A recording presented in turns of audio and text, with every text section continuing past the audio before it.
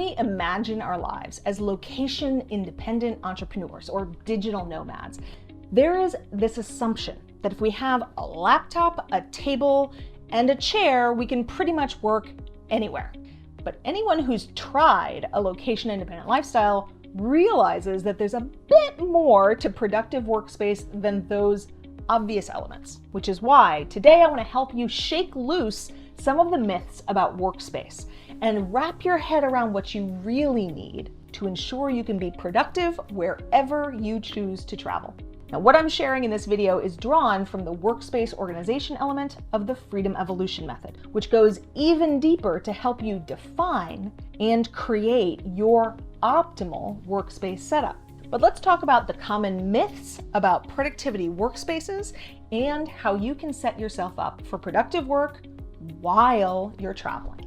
Now let's be honest, we have all seen the images of the guy or gal sunning themselves in a beach chair with their laptop on their lap, theoretically getting work done. And those of us who've experienced the reality of sun glare on the laptop screen, wind blowing sand that grits up your keyboard, and less than reliable Wi-Fi signals because you're too far from the router, we know that's more fantasy than reality.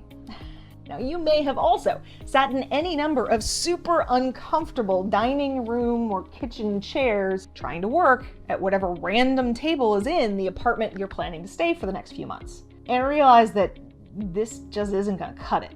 Yes, I have been there. I tried working on a folding tray table next to the couch in one of our early traveling homes, and it was stupid and it sucked.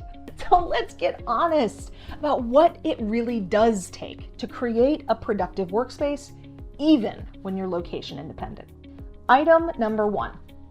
Yes, a proper table or desk is preferable. You want to have space for your legs to comfortably tuck underneath.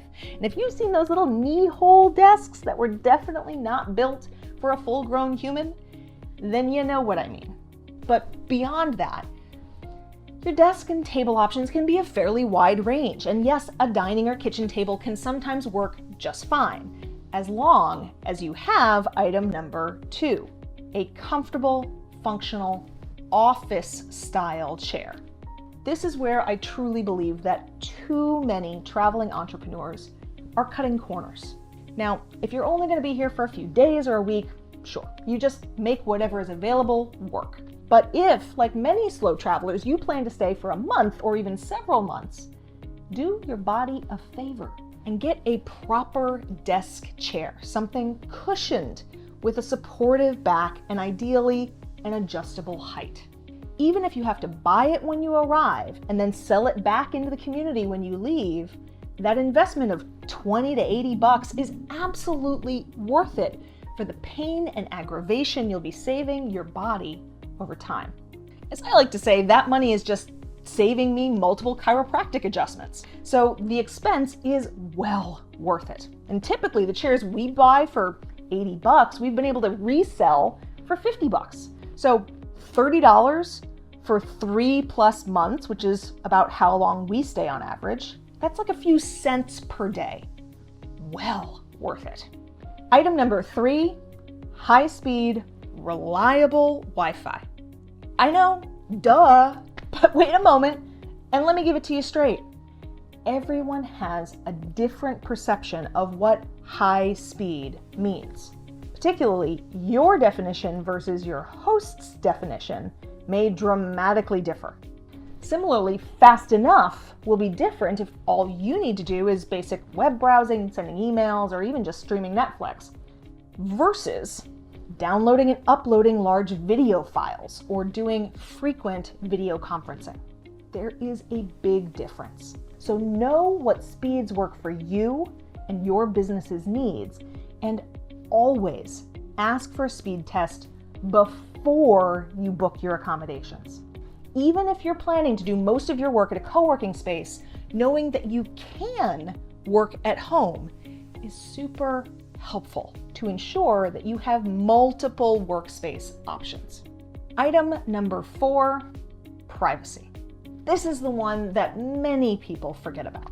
Depending on the type of work you're doing, this might be mission critical, but because your coaching clients don't really want to be distracted by all that cafe noise in the background or your kids running around behind you while you're video chatting with them. Similarly, if you're easily distractible, then it might be super important for you to be able to stay completely focused on your work without a ton of interruptions or distractions. So, planning where you'll be setting up your workspace and whether that co-working space is actually functional for your needs, if you're taking a bunch of video calls with clients, for instance, is super important. Death to the tiny co-working phone booths. Ugh. Now, there are a bunch of other aspects that may also make your list. Climate controls like AC and heat, access to good coffee or tea, or just a beautiful view to look at. And here's where I'll say, your list is your own. Everyone has different needs, wants, would likes for their workspace setup. The only way to ensure that you'll be able to dive into work quickly and easily when you arrive in a new place is to know your must-haves in advance and make setting up your workspace to be productive a priority, like the kick-ass boss you know you are.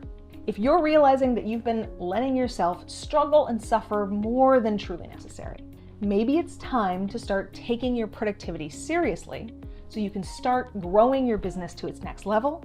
Then you're ready to hop on over to chosencourse.com/I want more and dive in to the Road to Inspired Action video series.